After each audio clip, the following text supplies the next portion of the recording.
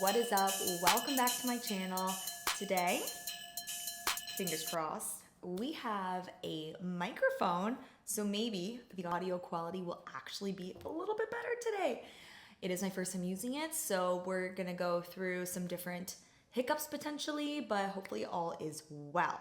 But more importantly today, I'm reviewing a new shoe, and it's been a couple weeks because of craziness in my schedule, but I'm pumped to be reviewing another ASICS shoe, but the ASICS Magic Speed 5. Now, I have never run in one of the Magic Speed shoes, so this is my first iteration of it. It is a newer shoe that just came out in the last month, and it's supposed to be a really good shoe for, it's kind of in that super trainer realm. It's meant to be used for everyday training or for race day. So you get to kind of pick what you want to use it for. Well, this is very lightweight out of the box. This is definitely leaning more towards that race day feel from just my initial impressions. This first time I've taken it out of the box. Very, very lightweight. It does weigh, it's a unisex shoe, by the way, but the women's size 8 weighs 7.1 ounces. I'm a US women's size 7, so we're probably looking in the 6s somewhere. But gosh, this may be one of the lightest shoes I've felt. Like, this feels quite a bit lighter than my Hoka Rocket X3s, which are my typical race day shoe. I'm curious how we're gonna feel about these. This definitely does not feel like something I would enjoy training daily in. That's gonna be my little caveat here. I'm going to be doing 5 miles today and a lot of speed pickups. So on my running agenda for the day, I have to, well, essentially it's like a progressive run, but we're going up to sprinting. So we'll be able to see how this performs at everything from a recovery, easy, conversational pace, all the way up through sprinting. So stay tuned. It does have a full carbon plate, as you can see here on the bottom. Again, that's something that a lot of people prefer to use carbon plated shoes for race day specifically, and a little bit less so for your daily trainer. But being that this is considered sort of that like super trainer, middle ground, can be used daily for everyday running, but also for race day, you get to kind of choose what's gonna work best for you. This does have an engineered mesh upper here. This does remind me of the Adidas Addio Zero Boston 13. It's a little bit less fabricy and a little bit more plasticky feeling. I don't know if you could hear that, but it's still made with a lot of recycled material, so it's gonna have some levels of softness to it, but I do worry that that's gonna be a little bit rigid for me compared to a lot of the engineered mesh uppers that I'm used to that are thin and breathable and malleable to the foot. This one does feel like this is gonna be very breathable for sure. As you can see, it's pretty transparent for the most part, so I don't think we'll have any temperature issues there. We have that serrated style shoelace here. Going back to the weight here, this is actually 50 grams approximately lighter than its predecessor, the Magic Speed 4. So that's a relatively large difference here. Now, I am imagining, without seeing the original, they probably did some updates to the upper here, and I do know the foam composition is different. So this is actually composed of the FF Leap and FF Blast foams. So the FF Leap is supposed to be 3% lighter and 13% faster than just the FF Blast foam. So having that combination here is gonna kind of give you a little bit more of that responsiveness, energized turnover, and then also overall feel lighter on your foot. The heel to toe drop here is 7 millimeters, so right in my sweet spot. They did drop the stack height on this from its predecessor as well. Probably another way to get rid of a little bit of that weight. And then of course with the midsole foam changes here, that probably came into play a little bit as well, since they were using a different style foam technology. The cushioning does feel overall pretty nice. I'm so curious how this is gonna stack up against some of the other ASICS shoes. Now, I've been on a bit of an ASICS kick lately. Back in the fall, I reviewed the Sonic Blast and the Mega Blast, both of which I didn't love necessarily and didn't choose to keep in my rotation. I feel like this is going to maybe be somewhere between the Mega Blast, just given that it is kind of that fast, speedy shoe, but maybe combined with some of the elements that I do enjoy in the, well, honestly, the Glide Ride Max maybe even, but more or less probably more so the Super Blast. Hard to say definitively. It doesn't look at all like the Super Blast, so keep that in mind. I'm just thinking more so from a performance standpoint between like the foam composition, the responsiveness, the energy, the bounce, and all that fun stuff that we like about the Super Blast, but then adding in those race day style elements as well.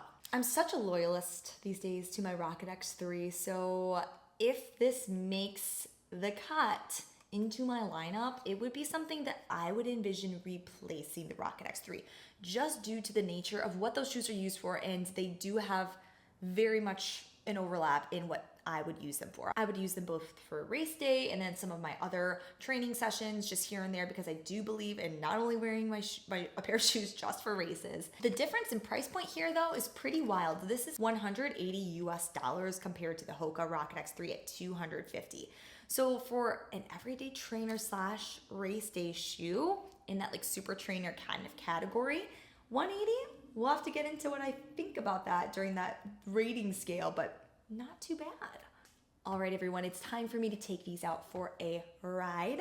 I'm excited to test these at lots of different paces, and I did just eat pizza for lunch, so sprinting, not sure how I'm gonna feel about that. So I may have some issues with my stomach versus the issues with my shoes, hopefully, because I want these to be a success and a Thunderstruck shoe.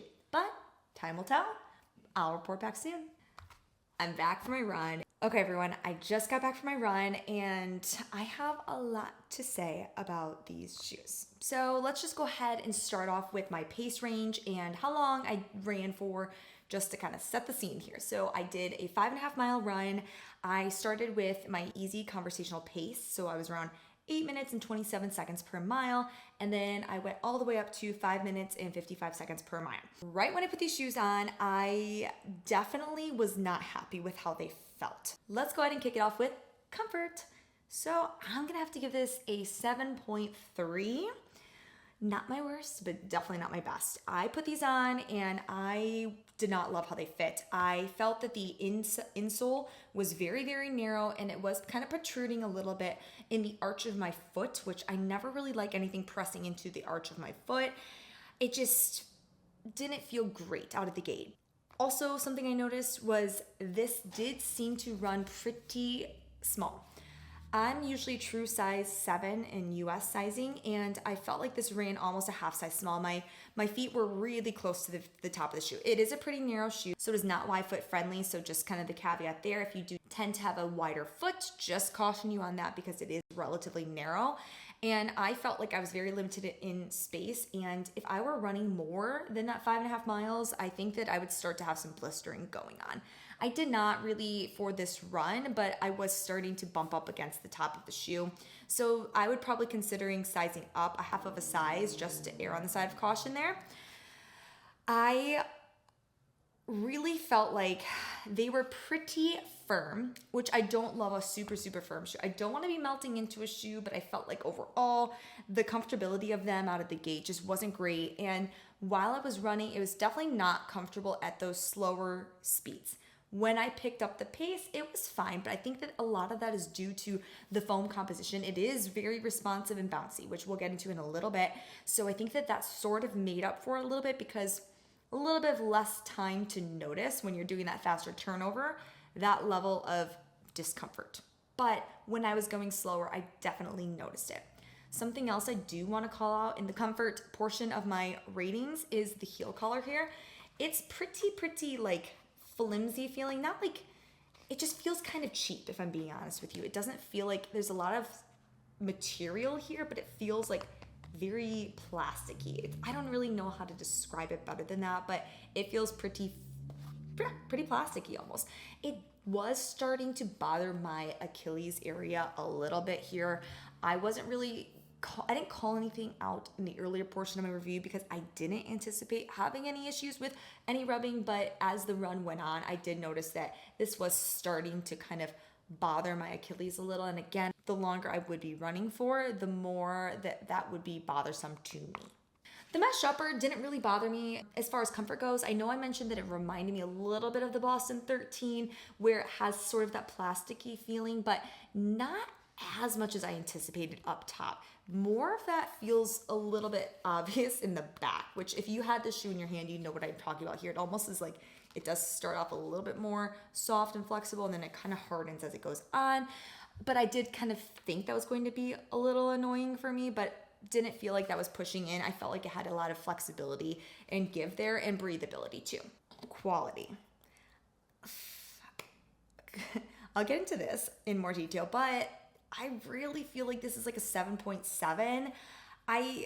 That's so tough because there are elements I really didn't mind and there were elements I just didn't love. But first and foremost, this is a brand new shoe. There were no signs of wear or anything, but this insole, which is supposed to be attached to the bottom with like some sort of a sealant, is not. Now I pulled it out of the box and was getting ready to put it on my foot before my run. I was like, this is flopping around in the shoe. Now, when I ran in it, it kind of re-adhered to the base of the shoe, but it shouldn't have come when it was falling off. And the fact that I could just pull it off again that easy is a little concerning to me.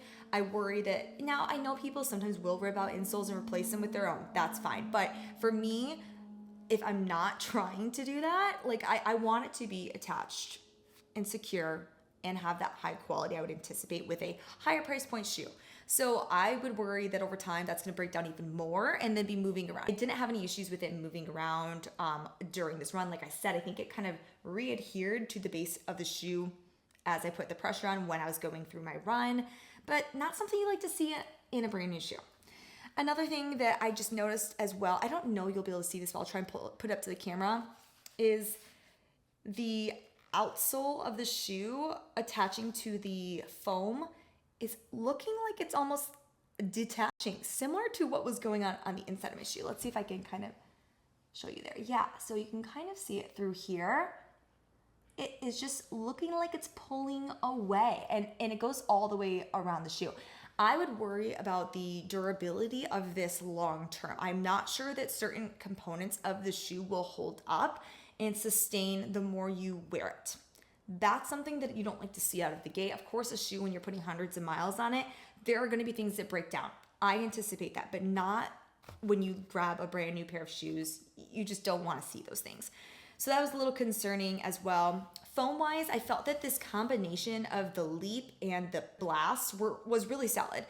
Again, it ran a little more firm. I don't love a super firm shoe personally, but it did really help with that responsiveness as I was kind of getting into those faster paces. So I feel like this is going to hold up for the most part. And I think that it's going to have like that sweet spot of combining the a little bit of a softer cushioning, but then also that performance foam as well. Performance. Now, this is another tough one, but I'm going to go ahead and give this an 8.2. Now, for the reason for an 8.2 is I felt that these really did come to life and thrive the faster I went. And it felt relatively seamless with turning over pretty quickly. I did not feel that these responded well at some of those slower paces. So when I was doing my initial warm-up run for about 1.5 miles at that, like in the lower 8 minute per mile pacing, I felt that it was pretty hard, pretty firm, pretty dull. And that kind of was a little bit of a red flag to me, considering that this is supposed to be a level of trainer that can perform for daily runs as well as faster paces and races. And I feel like for your kind of everyday average run, it just didn't feel like it was meant to do that. I wouldn't have thought that based on everything I learned about the shoe anyways, but because it said it would, that's why I'm ranking it a tad lower. I do believe that this would be a pretty solid shoe if you like to go fast. So some shorter race distances like a 5K, a 10K, even a half marathon, I think that you would have some fun in these, especially if you don't mind a firm shoe. I feel like it really did have some solid turnover. I just feel that if you're not using it for those instances, you may find that you don't love the shoe. At least that's kind of how I feel. And that's how I felt like some of those uncomfortable elements really came to light when I was just standing or walking or running at slower paces. Didn't notice those uncomfortable elements when I would go a lot faster. Price point. Now, $180 for a race day shoe doesn't sound so bad. Ultimately, before I actually ran in them, I would have given this a pretty high score, but I think that I kind of came down a little bit after having the experience running in it and kind of realizing what it really is capable of. So I'm going to come down a teeny bit. I'm going to go ahead and give it an 8.8. Still a pretty solid score. I just don't feel like this is suitable for a daily running shoe. I think that this is going to be more of a good kind of maybe entry-level race shoe, especially like I said, if you prefer more of the firmer side of shoes. I just don't feel that this really fit the bill for me. I was kind of anticipating having some level of the similarities that I really liked in the Rocket X3, but I feel like it is very, very, very different. And sometimes you get what you pay for.